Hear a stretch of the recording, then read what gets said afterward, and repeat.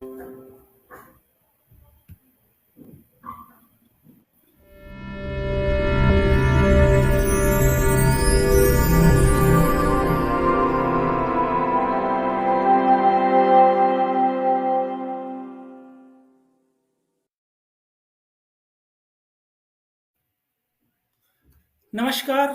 स्नेह सागर education world के talk show संघर्ष द स्टोरी ऑफ सक्सेस में आप सभी दर्शकों का तहे दिल से स्वागत है।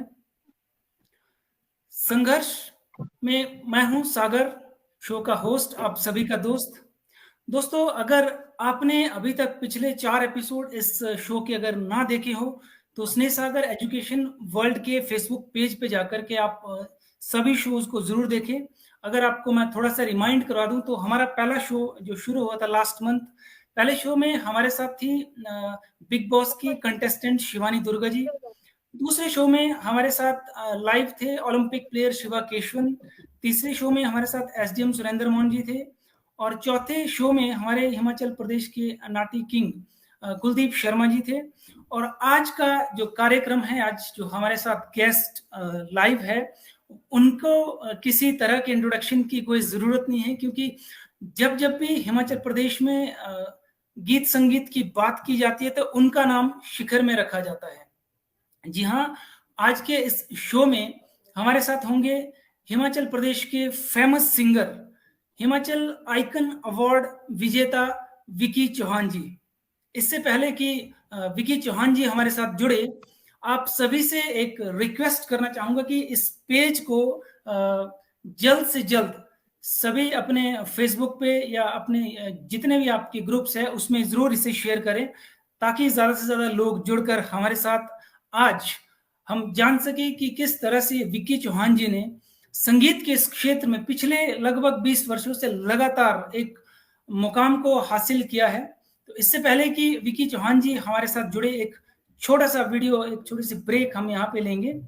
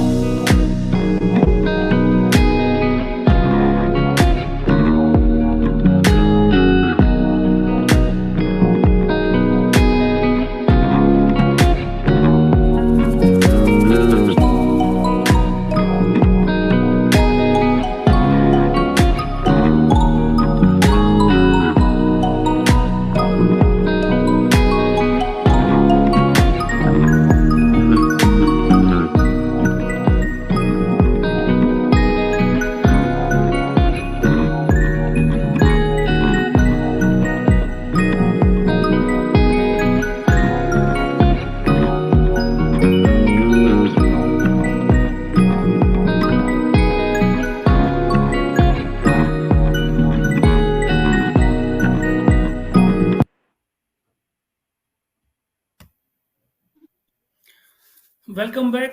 तो चलिए शुरू करते हैं आज का ये कार्यक्रम संघर्ष द स्टोरी ऑफ सक्सेस।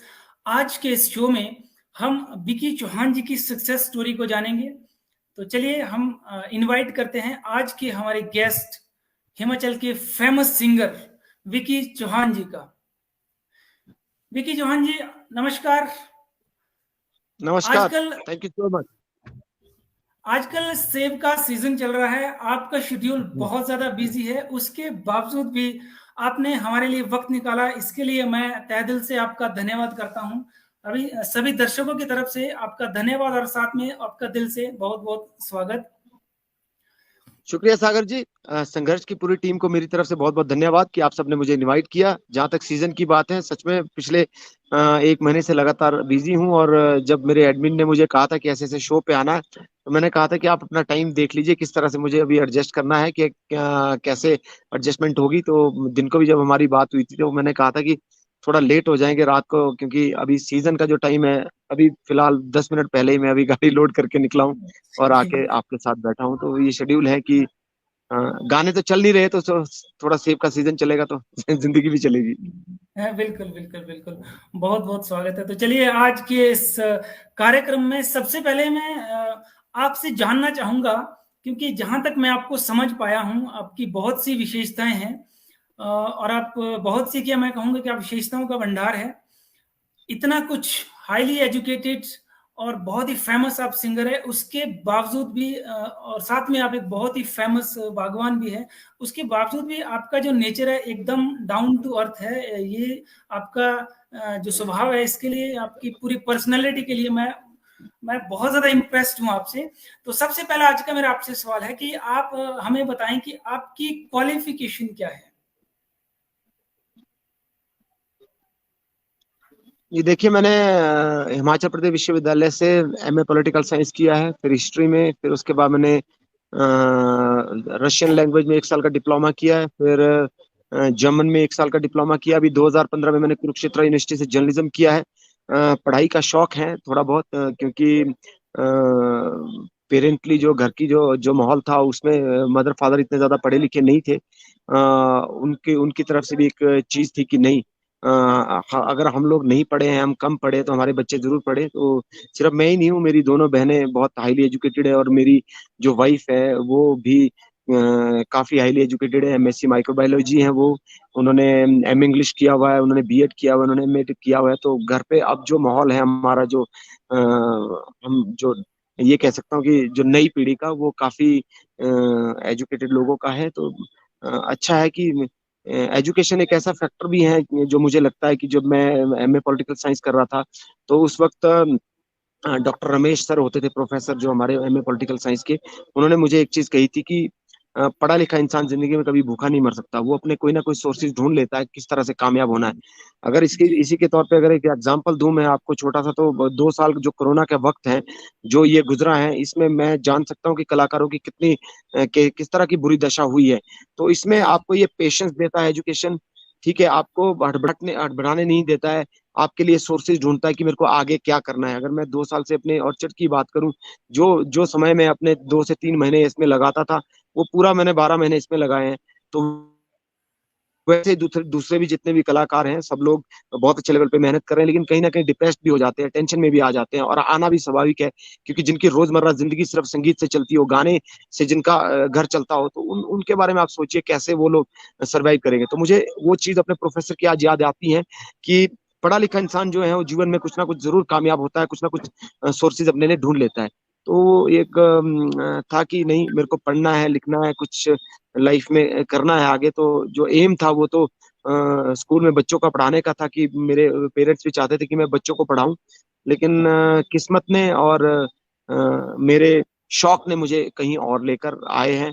तो ये नहीं कह सकता कि वो पढ़ाई लिखाई शायद व्यर्थ गई है, वो शायद आज मुझे इस चीज में आज मुझे सहायता करती है कि जो संगीत के क्षेत्र में मैं आज काम कर रहा हूँ, उसमें शायद एजुकेशन फैक्टर मेरे लिए बहुत ज्यादा अहमियत रखता है, बहुत ज्यादा इम्पोर्टेंट रखता है। जब भी कहीं हम लोग किसी भी ऐसे लोगों से मिलते हैं, या कोई डिप्टी कमिश्नर हो गए, या एचएस ऑफिसर्स हो गए, या पॉलिटिशियंस हो गए, या आप जैसे पत्रकार लोग हैं, या कोई भी दूसरे लोगों से हम लोग बैक स्टेज मिलते हैं या कहीं, तो आपको समझ आ जाता है कि किस आदमी से आप किस तरह से बिहेव रखते हो, और आपको पढ़ाई लिखाई जो है वो इस लेवल पे आपको ले जाती है कि नहीं, आपको आपके अंदर सहनशीलता होनी चाहिए, आप सब लोगों के साथ सामान्य तौर पर बातचीत करें और रहे आप। जी जी। विकी जी, मैं अगर आपको कहूं कि ये जो शो है संघर्ष, इसका जो मेरा अपना मकसद है, क्योंकि मेरा जो स्नेह सागर एजुकेशन वर्ल्ड जो ऑर्गेनाइजेशन है, इसकी टैगलाइन ही है एजुकेट टू एम्पावर। तो इसके साथ साथ ये संघर्ष the story of success show का शुरू करने का मकसद यही था, ताकि हम एटलीस्ट यूथ को मोटिवेट कर सके कि किस तरह से जो है लाइफ में आगे बढ़ा जाता है। क्योंकि लाइफ में सभी सक्सेस होना चाहते हैं, सभी नाम कमाना चाहते हैं, धन दौलत शोहरत सभी कमाना चाहते हैं, लेकिन आजकल मैंने देखा कि यूथ की एक प्रॉब्लम होती है कि वो अपने गोल पे फोकस्ड नहीं रहते हैं।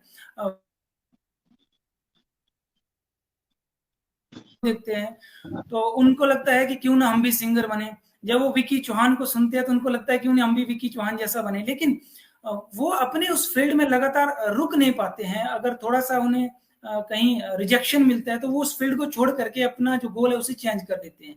तो मैं आपसे जानना चाहूंगा, पिछले 15-20 सालों में इस सिंगिंग के क्षेत्र में लगातार आप बने हुए हैं, तो आपको आपका जो स्टार्टिंग का दौर है उसमें आपको किस तरह की रिजेक्शन झेलनी पड़ी है?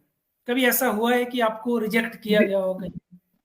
देखिए, जहाँ तक तो ये बात आती है कि जब हम किसी किसी फील्ड को चूज़ करते हैं, तो अगर हम लोग ये सोचते हैं कि हम रातों-रात स्टार बन जाएँ, अगर मैं सिंगिंग लाइन की बात करता हूँ, तो उसमें सभी का सौभाग्य शायद ऐसा नहीं हो सकता। मैं धन्यवादी हूँ पब्लिक का कि मैंने जब पहला ही कैसेट नीरू चली घूमती निकाला था, वही सुपर हिट हो गया था। उसमें झुमके झुमके जैसा गाना पूरे जी, जी। नॉर्थ इंडिया लेवल पे सुना गया था।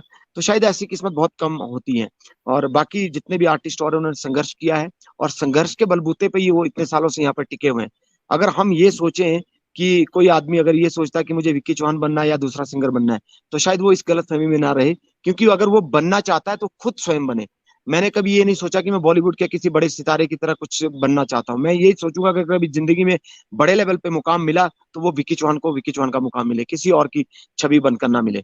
तो उनके लिए भी मैं यही कहना चाहूंगा कि अगर ठीक है आप हमें सुनते हो या किसी और लोगों को, किसी और आर्टिस्ट को आप पसंद करते हो, आप उन्हें पसंद कीजिए, लेकिन आप अपना गाइए, अपनी कॉपी कीजिए, अपने आप को आगे लाइए, जो आपका टैलेंट है। किसी को कॉपी करके आप आगे नहीं आ सकते, या किसी के गाने चोरी करके आप आगे नहीं आ सकते, या किसी के ये जो चीजें संघर्ष के दौर की आती हैं, इसमें आप ये कह सकते हो कि मैंने जीवन में कितना संघर्ष किया संगीत के क्षेत्र में। तो मैं शायद बहुत सारे टीवी चैनल पे और भी कह चुका हूँ, आपके संघर्ष के माध्यम से भी कहता हूँ कि देखिए, इतना ज्यादा संघर्ष मैंने नहीं किया है।